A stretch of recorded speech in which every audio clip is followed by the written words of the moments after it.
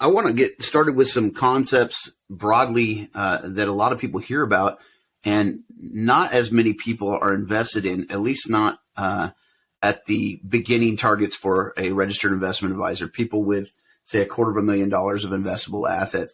Sometimes we hear a lot of buzzwords on the internet, or we do our own research or whatever you want to call it, and we hear about these things and we think, I got to be part of that.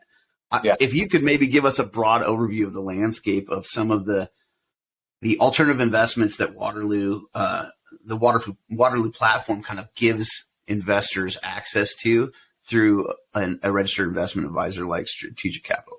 Sure. So, whenever I joined the retail space in 2012, kind of coming from the institutional side, where we worked with, large, $100+ million institutional allocators, the types of alternative investments that they would allocate to. These are private placement, limited partnerships, a lot of times with, no liquidity and 10+ year time horizons. A lot of those types of investments are just simply not appropriate for the average investor. When I joined Waterloo, I started to evaluate the available options for retail investors in the alternative space, and I really found a stark disparity between the quality of managers that was managing funds designed for individual investors versus institutional investors.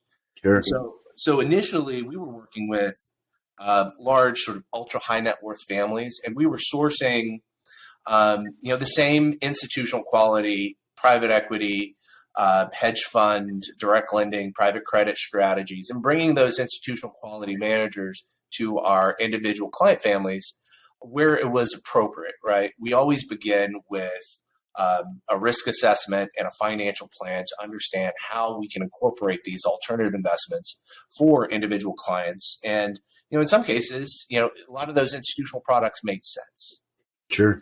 And over the years, the quality of available opportunities for smaller retail clients, the $250,000 level, those have gotten better, right? So, the Reg D offerings that are registered either in sort of liquid alternative functions, either in sort of mutual funds or interval funds, a lot of those managers that were previously in the institutional side have come and actually raised dedicated products that are much more suitable for the individual client. And so we've tried to navigate the alternative space, trying to find both the more illiquid offerings that are going to be appropriate for some of our larger clients and some of the better products in the liquid alternative space or semi-liquid alternative space that are much more appropriate for, our maybe non-qualified purchaser clients.